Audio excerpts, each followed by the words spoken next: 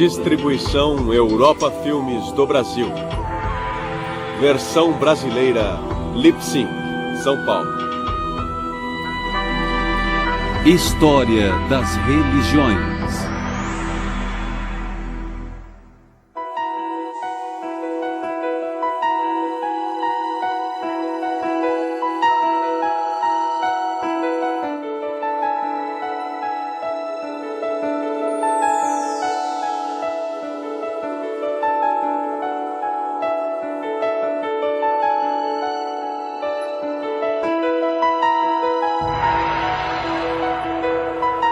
Ceticismo.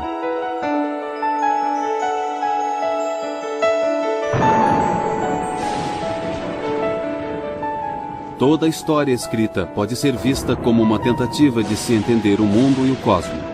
Entender nosso lugar em meio a forças formidáveis e por vezes desconcertantes. Thank you! You died for me!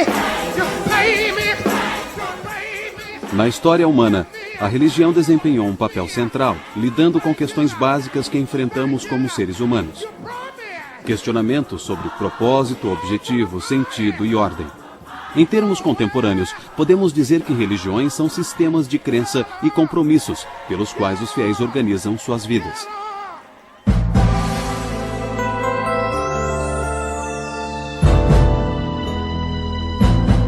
Na época atual, as realizações da razão e da ciência superaram em muito as expectativas e os sonhos daqueles que viveram há 1 ou 2 séculos. Muitos chegam a duvidar ou rejeitar as religiões tradicionais existentes, cujas afirmações não podem ser provadas ou validadas pela razão. Na virada do século XXI, a vida no mundo ocidental é bastante secular. Ainda há muitas perguntas sobre o futuro papel da religião e também sobre o que irá proteger os valores que, às vezes, parecem só declarações arbitrárias de escolha ou de crença. Os homens parecem ter entendido desde os tempos remotos que somos criaturas sociais. Cada pessoa nasce dentro de um contexto social que é muito mais amplo do que sua existência individual. E passamos a nos conhecer por meio de nossos relacionamentos neste universo social.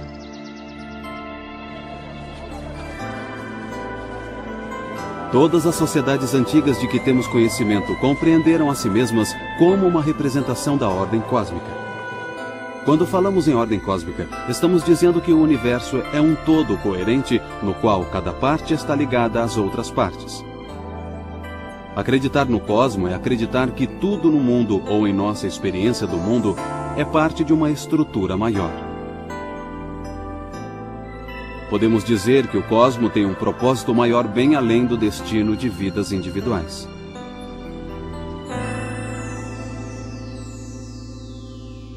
Os primeiros humanos utilizaram os mitos para representar a forma com que a ordem cósmica fora revelada a eles. Por mito, não entendemos uma fabricação deliberada ou farsa, mas sim uma história que declara alguma verdade sobre um aspecto da existência. Virtualmente toda religião, através dos tempos, exigiu a submissão de seus seguidores a algo maior do que eles próprios. Por exemplo, os antigos povos da Mesopotâmia, onde hoje é o Iraque, acreditavam que a fonte máxima de autoridade era Anu, o pai dos deuses. Para os mesopotâmicos, Anu era o mesmo que o céu. Anu era parte da ordem cósmica. As religiões populares da antiga China, do Japão e da Índia também viam várias formas de divindades na natureza. A maioria das culturas orientais e ocidentais tem alguma noção do que seja a ordem cósmica. Nem sempre configuraram ou estruturaram da mesma forma. No entanto, pensaram em nossa vida e na natureza como algo, digamos, ordenado. O ceticismo abordou essa questão. A partir do nível mais básico, levantou a questão se podemos sequer falar em ordem ou propósito do universo ou da vida. Parece que poderíamos muito bem aprender uma lição com o Oriente, para aplicá-la ao Ocidente. Em chinês, existe a palavra Li. Li se refere Há princípio, ordem, modelo. Os chineses fazem uma analogia com os estriamentos existentes no interior de pedras preciosas, como existem na mais fina jade. Quando observamos contra a luz, vemos essa ordem. Está lá, mas não se pergunta de onde veio isto, como foi criado e quem o criou. Da mesma maneira, por analogia, os chineses percebem a ordem e o propósito da vida, mas eles não questionam. Mas no Ocidente isso levou a muito ceticismo. Os hebreus introduziram uma ideia nova e significativa quando afirmaram que a ordem cósmica é transcendente. Eles disseram que Deus está, de alguma forma, além ou por trás da superfície visível da nossa experiência. Para os hebreus, os céus não são o mesmo que Deus. Os céus são criados por Deus e simbolizam o poder e o significado de Deus. Os antigos hebreus já desenvolviam ideias religiosas bem antes de surgir a filosofia ou a lógica formal.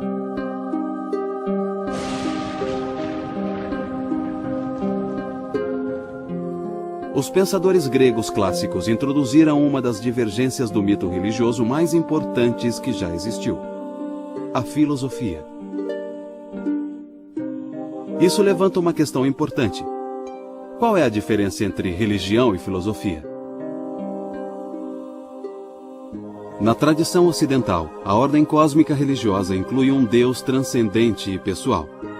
Essa transcendência significa que existe um mistério supremo no centro da ordem cósmica. A ordem cósmica está além da compreensão humana. Do ponto de vista religioso, a simples noção da vontade de Deus é suficiente para justificar a existência de tudo, embora não explique por que Deus deseja que as coisas sejam como são. Na passagem bíblica de Adão e Eva, a árvore do conhecimento, do bem e do mal, produz frutos que são proibidos para nós. Por isso, insistir em saber a vontade de Deus seria desafiar a vontade de Deus. Mas na filosofia, não pode haver nenhum mistério no cerne das coisas. Acredita-se que a mente humana tem acesso a uma verdade maior que qualquer ordem social ou individual. Na obra intitulada Timeus, Platão afirma que a descoberta da filosofia deu às pessoas a capacidade de compreender a ordem cósmica. Se jamais tivéssemos visto as estrelas, o sol e o céu, nenhuma palavra que descrevesse o universo poderia ter sido proferida. Mas agora, a visão do dia e da noite, os meses e os ciclos do ano criaram os números e forneceram o conceito de tempo e o poder de indagar sobre a natureza do universo. E daí então surgiu a filosofia, um bem maior do que qualquer bem que jamais foi ou será dado pelos deuses aos homens mortais. Apesar de Platão dizer que a filosofia foi dada ao homem pelos deuses, ele entende que o homem tem o poder de questionar a ordem cósmica e talvez até de compreendê-la.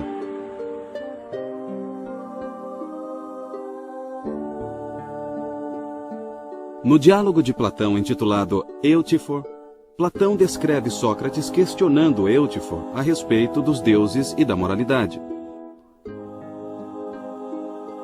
Sócrates pergunta: algo é certo porque tem a aprovação dos deuses, ou os deuses aprovam algo porque é certo? Se alguma coisa está certa porque os deuses a aprovam, então o certo e o errado refletem o julgamento divino. Por outro lado, se os deuses aprovam algo porque é certo, então existe um padrão de retidão, uma ordem ou uma moral cósmica que transcende até os deuses. Sem dúvida, alguns contemporâneos de Sócrates entenderam suas palavras como um ataque às práticas religiosas tradicionais e à negação da existência dos deuses. De fato, Sócrates foi julgado e sentenciado à morte sob a acusação de negar os deuses tradicionais de Atenas. Sócrates foi, assim, um dos primeiros filósofos a expressar alguma forma de ceticismo religioso. Desde então, questões céticas ficaram historicamente entrelaçadas às grandes religiões tradicionais do Ocidente.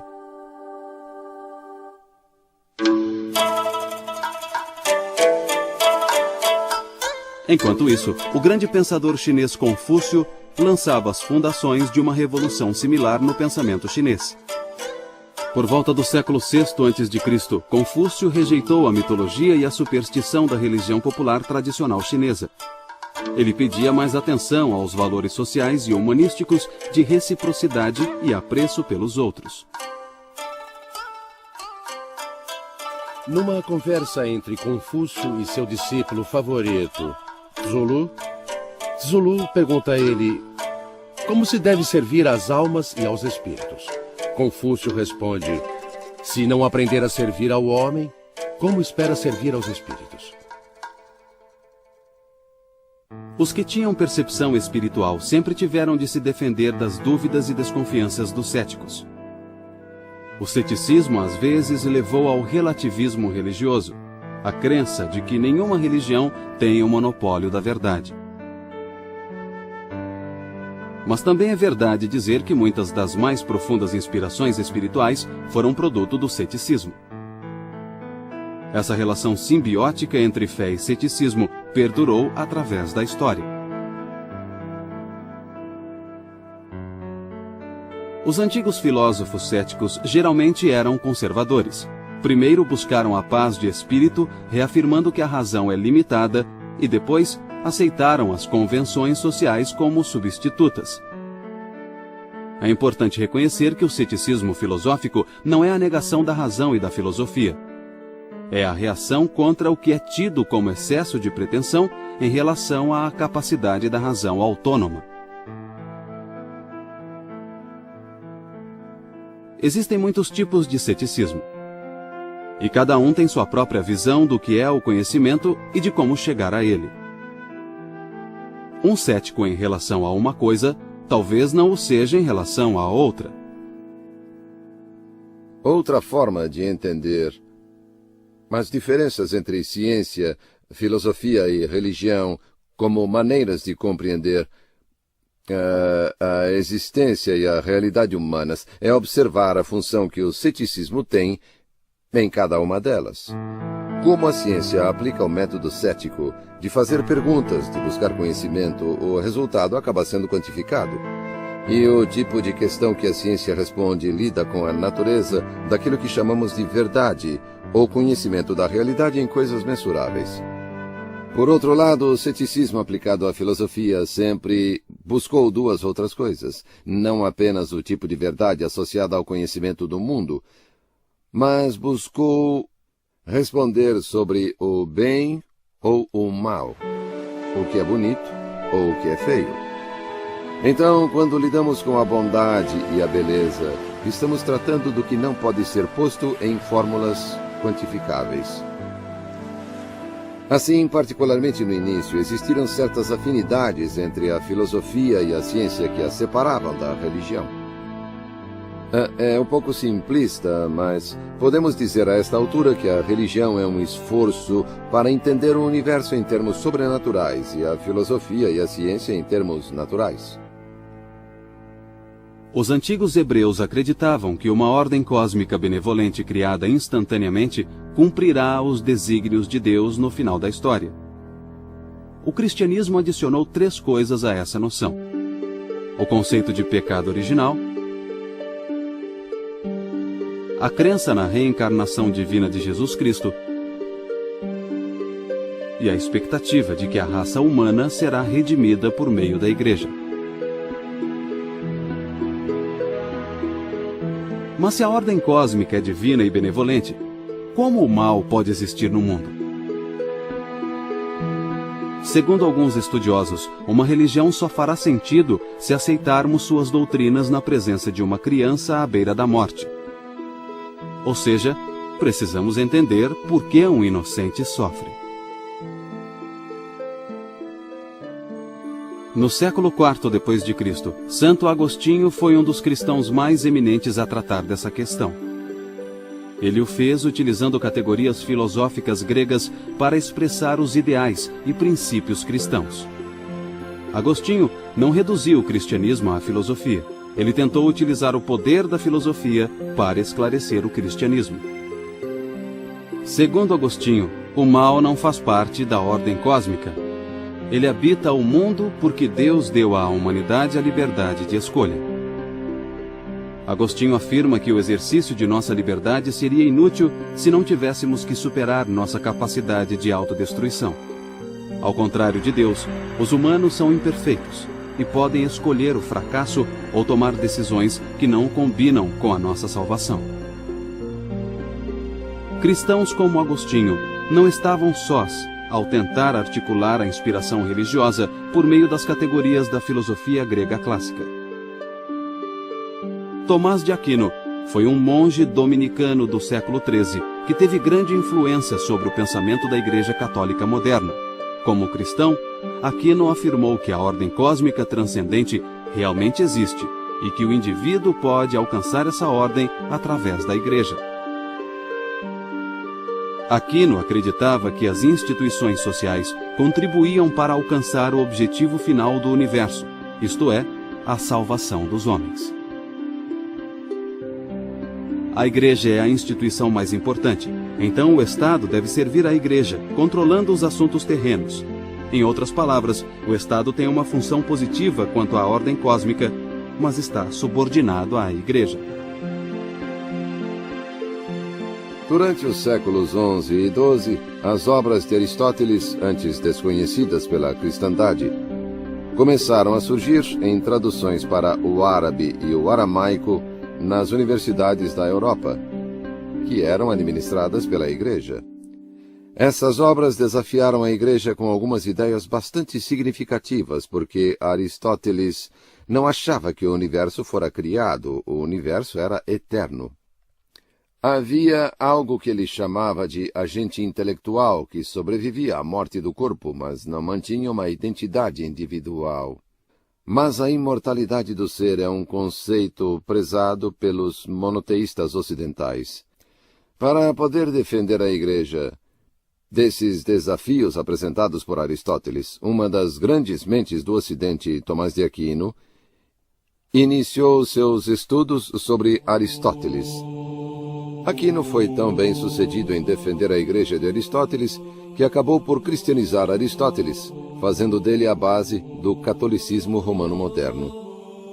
Uma das coisas mais famosas que surgiram daí foram os 5 caminhos de Aquino. 5 argumentos para provar a existência de Deus, todos emprestados de Aristóteles. O argumento da necessidade, já que algo não pode surgir do nada, então algo deve ter sempre existido, e esse algo era Deus. Isso foi tradicionalmente ensinado e visto como provas da existência de Deus. Eu falo dos 5 caminhos. Mas muitas pesquisas recentes sobre Tomás de Aquino evidenciam que essa talvez seja uma interpretação equivocada do que ele quis dizer. Os 5 caminhos apresentados na sua obra Suma Teológica não tratavam de provar a existência de Deus. Aquino não precisava provar isso. Para ele isso já era dado. Esses 5 caminhos eram apenas passos para conhecer como Deus atuava na Terra. A obra de Aquino foi particularmente significativa por causa da forma como outros reagiram a ela. Alguns reagiram a Aquino rebelando-se contra o racionalismo do final da Idade Média e rejeitando o que consideravam arrogância e orgulho. Tentaram mostrar que o conhecimento racional sobre a ordem cósmica transcendente era fundamentalmente incerto e ilimitado. Esses autores compararam a ansiedade da existência humana a uma busca interior espiritual e moral pela ordem cósmica. Mas remavam contra a maré do pensamento racionalista que caracterizou a Idade Moderna. Maré esta dominada pela ciência e pelo humanismo. Por toda a época antiga e medieval, a ordem cósmica sempre fora compreendida como algo distante dos seres humanos. No mundo exterior ou além dele, acreditava-se existir uma estrutura ordenada para orientar os seres humanos a viver e organizar suas vidas. Dito de outra maneira, o mundo físico sempre foi compreendido como imbuído de um intuito que era imanente ou transcendente. Mas a modernidade mudou tudo isso. Dentre as novas influências, destaca-se a revolução científica. Os cientistas passaram a ver o mundo físico como um vasto mecanismo desprovido de propósito inerente, ou o que se chama de teleologia. Os cientistas afirmam que o mundo físico opera de acordo com leis mecânicas fixas. A finalidade dessas leis físicas teria sido imposta por Deus para alcançar os propósitos de Deus. As grandes realizações da ciência moderna também anularam a noção de que o mundo físico pode ser percebido e compreendido de maneira direta. Por exemplo, o astrônomo polonês Nicolau Copérnico, Copernicus em latim, demonstrou que a Terra girava ao redor do Sol. Isso desafia nossa percepção diária de que o Sol gira ao redor da Terra, nascendo no leste e se pondo no oeste. Copérnico afirmou que a Terra gira em torno de seu eixo, criando a ilusão de que o Sol se move ao redor dela. O conceito de movimento e de como ele é percebido precisou ser reinterpretado.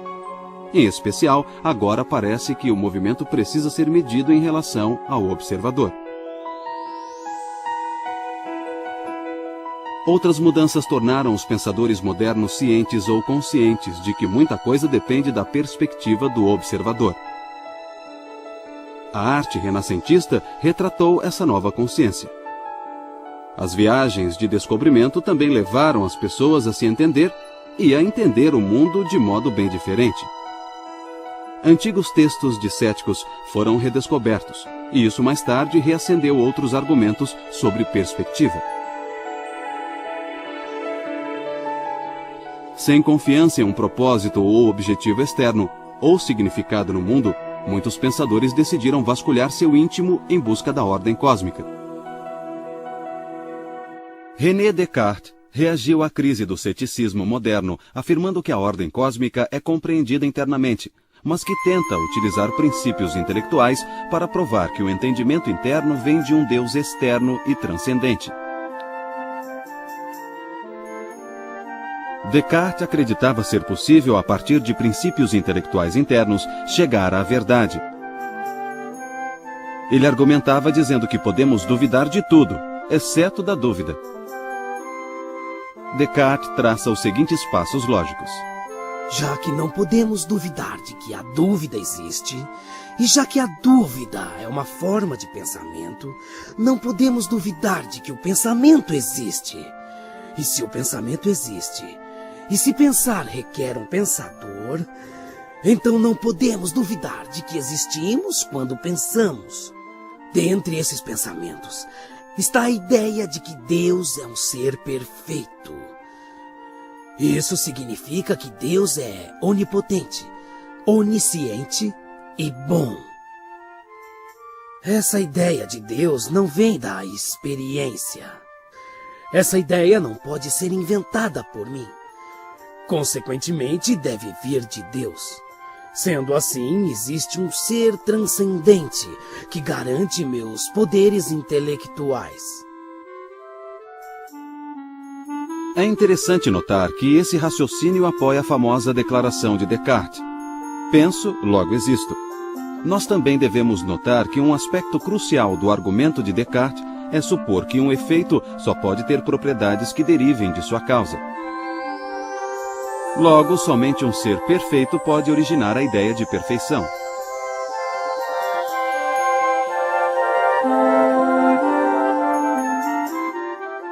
Nos séculos 17 e 18, muitos livre-pensadores procuraram manter a crença em Deus, tornando-a compatível com a racionalidade do iluminismo.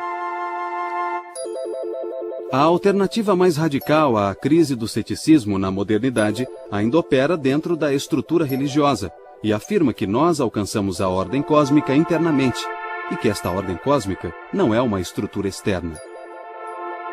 Daí talvez venha toda a implicação religiosa da modernidade. Deus não é uma estrutura externa. Essa visão não nega a existência de Deus, nem nega a existência de uma ordem cósmica, nem mesmo nega uma ordem cósmica transcendente. Ao contrário, rejeita as tentativas anteriores de explicar tal ordem e a maneira como os homens a entenderam. essa visão procura capturar internamente a ordem cósmica que é prática ou moral, ao invés de teórica ou intelectual. O mais notável advogado desse conceito moral da ordem cósmica foi o filósofo prussiano do século XVIII, Immanuel Kant. Kant dizia que a ordem ou estrutura está baseada em como nós percebemos as coisas e não em uma qualidade objetiva do cosmo em si. Para chegar a essa conclusão, Kant começa por dizer que nossa experiência moral consiste em nos elogiar ou nos culpar pelos atos que praticamos. Mas tal culpa só faz sentido se formos responsáveis por nossos próprios atos. E só podemos ser responsáveis se tivermos livre-arbítrio. Para Kant, a vontade humana é uma vontade moral. Sua autonomia consiste na autossubordinação e não na autoafirmação. Esse conceito é o correspondente moderno das lições de Platão de que compreender a nós mesmos é fundamental e compreender o mundo é mera consequência. O argumento de Kant também é o equivalente moderno de Agostinho, que dizia que o ceticismo pode ser superado apenas se apelarmos a uma fonte moral interna. Por fim, Kant afirma que nossa vida moral faz sentido apenas como afirmação de uma atitude religiosa perante o mundo. Nosso compromisso com o que é certo e errado deve vir da crença ou da fé, não de provas. Kant argumentou que não podemos obter moralidade da religião, nem religião de Deus, porque em última instância não há nenhuma prova da existência externa de Deus.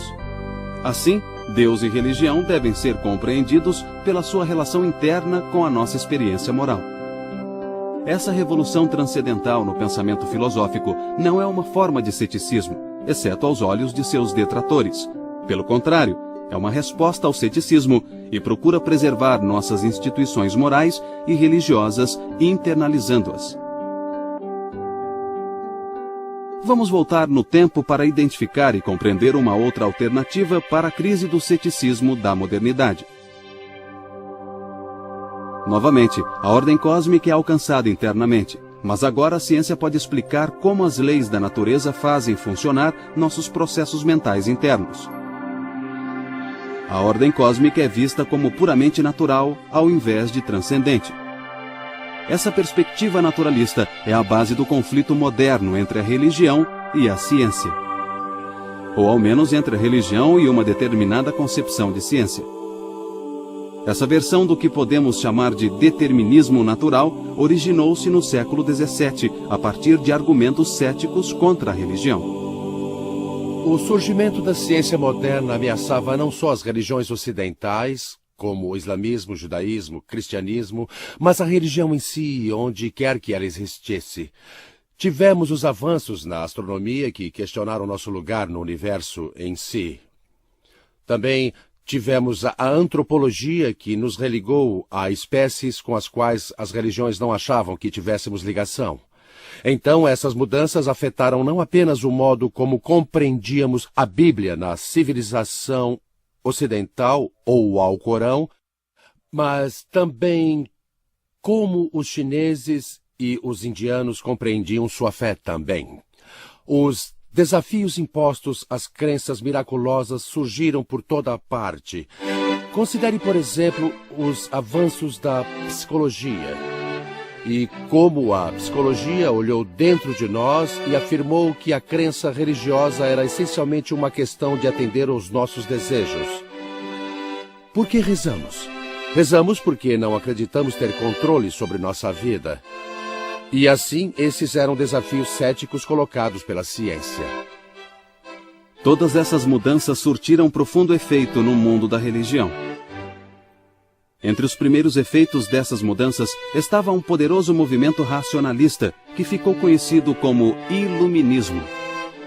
Muitos pensadores então adotaram uma visão otimista e segura de que o poder da ciência e da razão finalmente poderia derrotar os males da condição humana. A religião falhou em vencer essa batalha e agora a ciência parecia capaz de chegar à vitória. O que os estudiosos chamaram de projeto do iluminismo era essencialmente uma tentativa de definir, explicar e controlar a condição humana através da tecnologia científica. este era um aspecto importante da reação científica à crise do ceticismo na modernidade. O iluminismo tentou suplantar a religião e a filosofia por meio da ciência newtoniana. Todos os outros fundamentos intelectuais foram banidos de sua maneira de ver e explicar o mundo. Essa nova perspectiva é conhecida como cientificismo ou cientismo. Aqui, a natureza é vista como um sistema autocontido, que se autoexplica sem precisar recorrer a nenhuma outra fonte. Para um cientista, a ordem cósmica é imanente, está na natureza.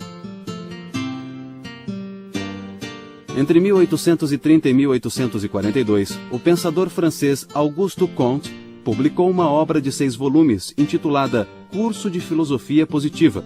Nela, Comte apresentou uma nova ciência que ele chamou de sociologia e um novo ponto de vista que ficou conhecido como positivismo.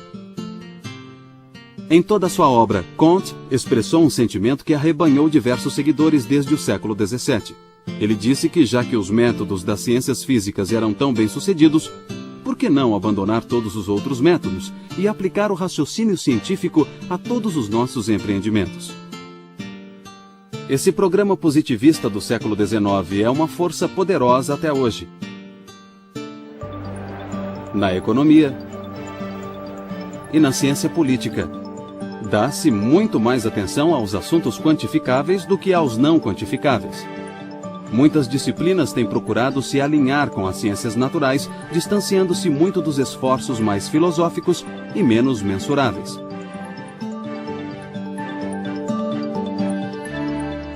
Os defensores do iluminismo também usaram as ciências sociais recém-estabelecidas para explicar a poderosa força psicológica por trás do que consideravam convicções religiosas errôneas.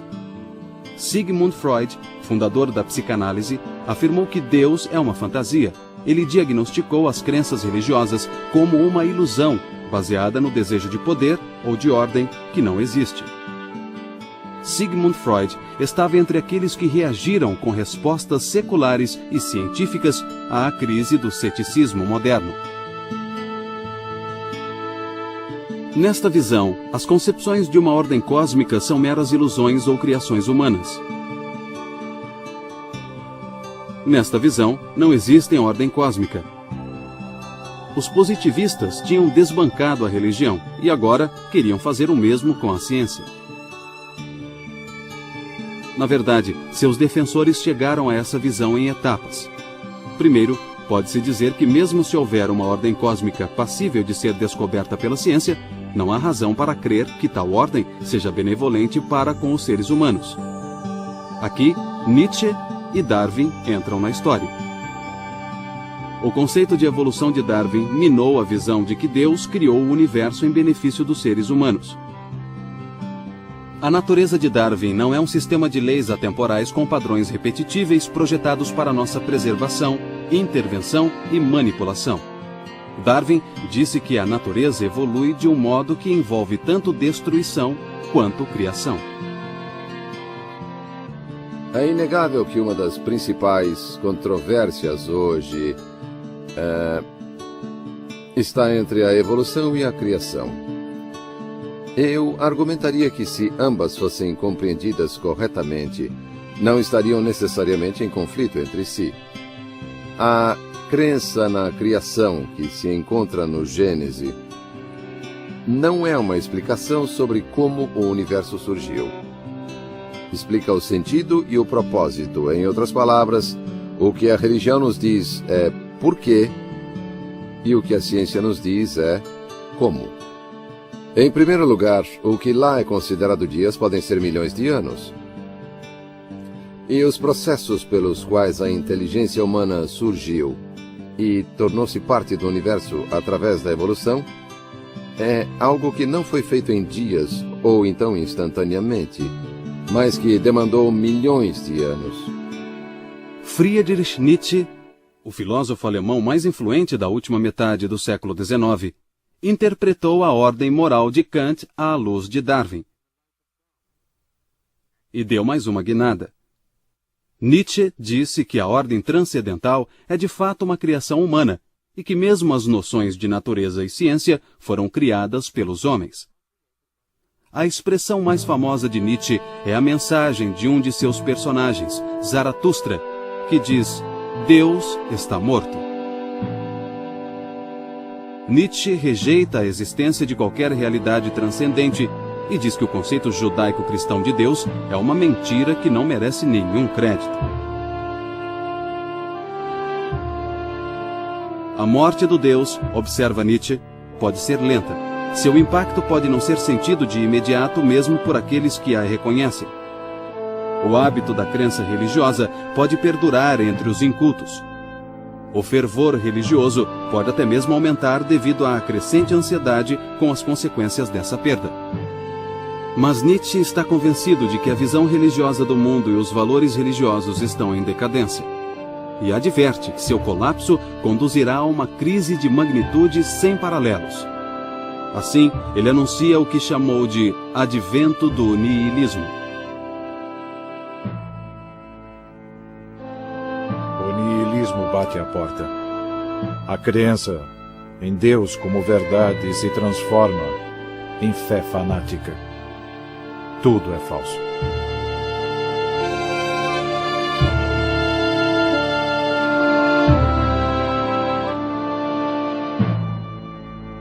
Nietzsche procura enxergar além do niilismo resultante do colapso do pensamento baseado na religião e na metafísica. Nós nos tornamos frios, duros, enrijecidos pela percepção de que o caminho deste mundo é qualquer coisa menos divino. O conhecemos bem. O mundo em que vivemos é ímpio, imoral, desumano. Nós o interpretamos falsamente durante muito tempo, de acordo com os desejos da nossa reverência, de acordo com nossas necessidades. Nietzsche faz um apelo para que a vontade se afirme corajosamente. A humanidade escolherá o vazio para não ser esvaziada de escolha. Ele está dizendo que a humanidade, ao invés de aceitar o vazio, vai preferir a destruição pela destruição. Dito de outra maneira, a alternativa para a afirmação é descer em direção à destruição e à morte.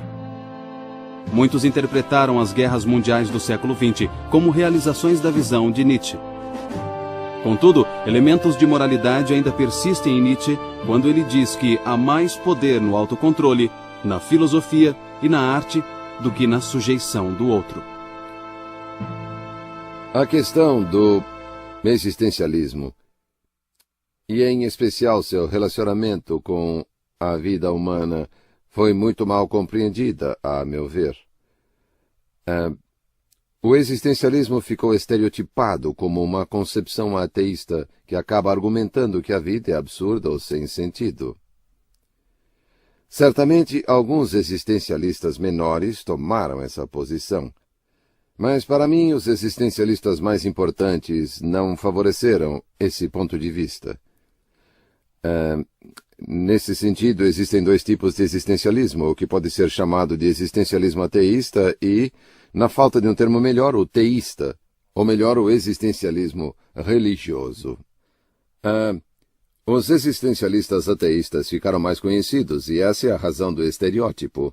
Mas mesmo esses existencialistas não diziam que a vida era totalmente desprovida de sentido.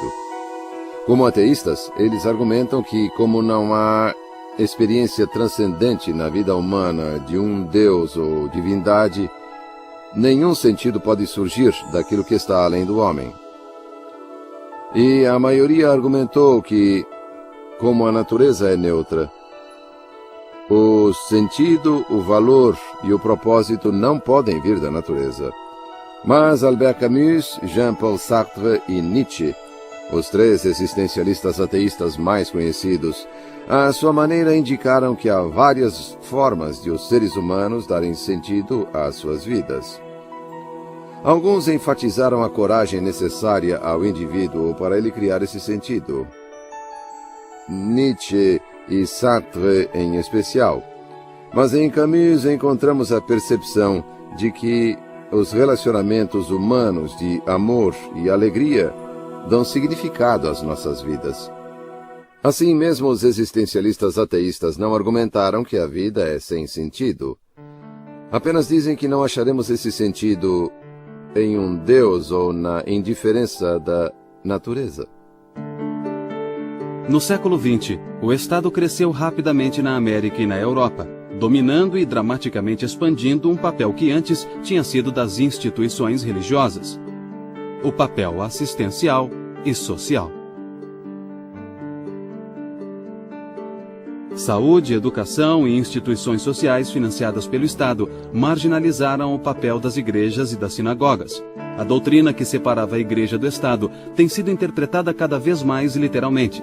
Isso isolou ainda mais a religião das iniciativas sociais e do debate público sobre elas. O impacto cumulativo da crise do ceticismo moderno talvez possa ser melhor observado na obra de Thomas Henry Huxley, um eminente cientista britânico do século XIX. Quando jovem, Huxley abraçou o teísmo, acreditando que a ordem e o projeto da natureza são evidentes e que existe um autor infinito. Em 1869, após ler Darwin, Huxley passou a rejeitar o teísmo e criou o termo agnosticismo para descrever sua posição.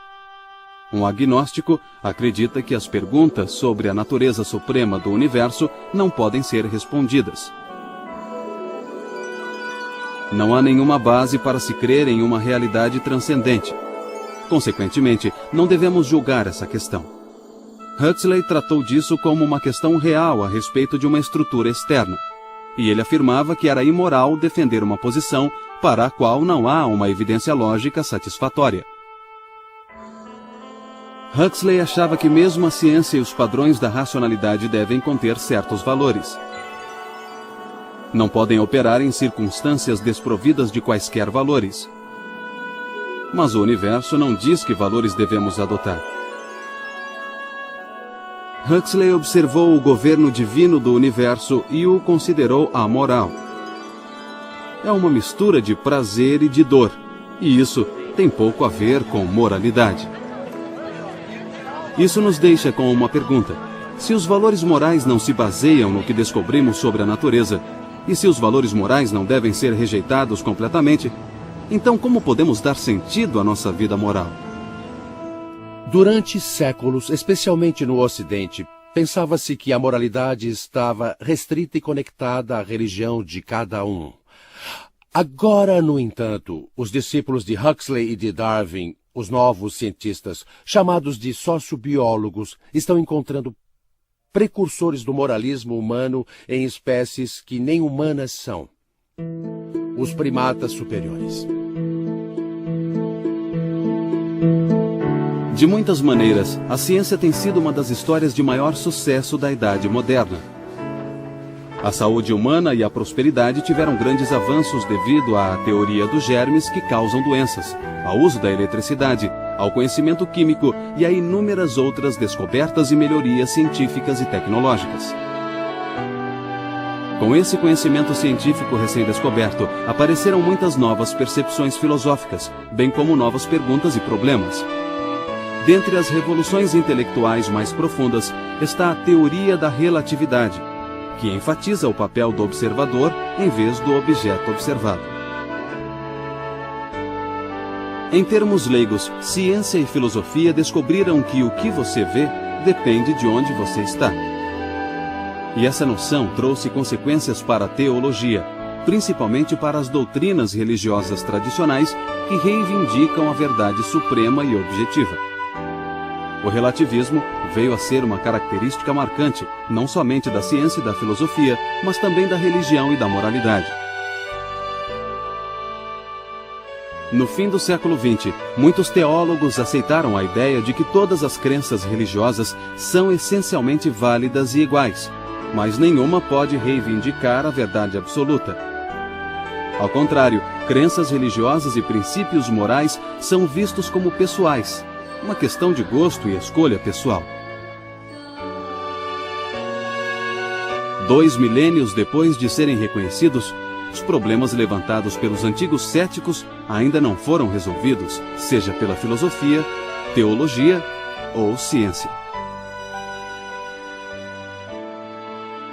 mas contínuas descobertas científicas a respeito de coisas como a vastidão e a idade do universo, e a beleza estarrecedora dos eventos e das forças da natureza, reforçaram os sentimentos religiosos que se baseiam na observação de como a vida humana é pequena e breve. Ainda resta a profunda questão sobre o significado de estar vivo. A razão por si só, com frequência, falha ao tentar responder tais perguntas e questões. Mas também é verdade que o desejo por um sentido e propósito é universal. E que a busca de sentido e propósito já é em si a própria recompensa.